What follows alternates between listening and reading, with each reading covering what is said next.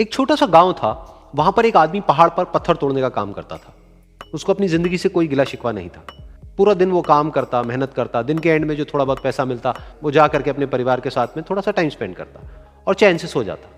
तो एक दिन रोज की तरह वो अपना काम खत्म करके अपने घर की तरफ जा रहा था, तो रास्ते में चलते चलते उसके मन में ख्याल आया कि ये भी कोई जिंदगी है कि सुबह से शाम तक मैं पत्थर तोड़ने का काम करता हूं और एंड में मेरे को थोड़े से पैसे मिलते हैं, जिसमें मुश्किल से मेरा और मेरे परिवार का गुजारा हो पाता है। काश कुछ ऐसा हो जाए कि कहीं से मुझे कोई ऐसी शक्ति मिल जाए कि जो भी मैं चाहता हूं वो सच हो जाए। वो अपने घर पर गया, उसने खाना खाया, लेकिन उसका ध्यान खाने की तरफ नहीं था। उसके दिमाग में यही ख्याल चल रहा था। उसके बाद में वो यही सोचते सोचते सो गया।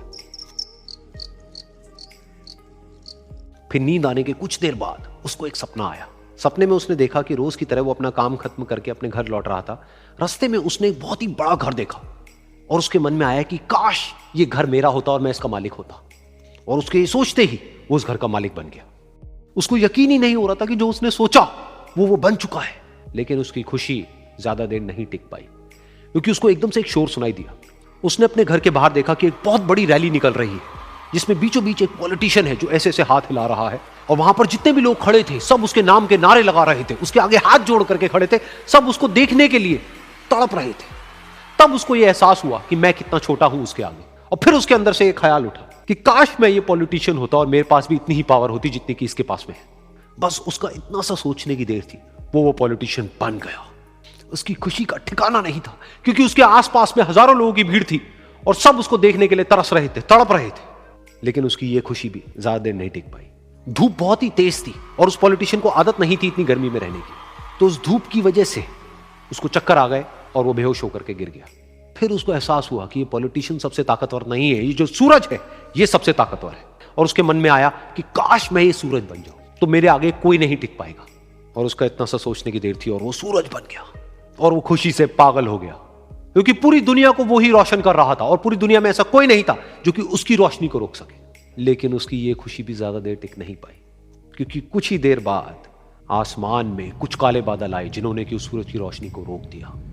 फिर उसको यह एहसास हुआ कि इस दुनिया में ऐसा भी कोई है जिसमें दम है उसकी रोशनी को रोकने का। और उसके मन में एक ख्याल उठा कि काश मैं वो बादल बन जाऊं। और वो बादल बन गया और आसमान में उड़ने लगा।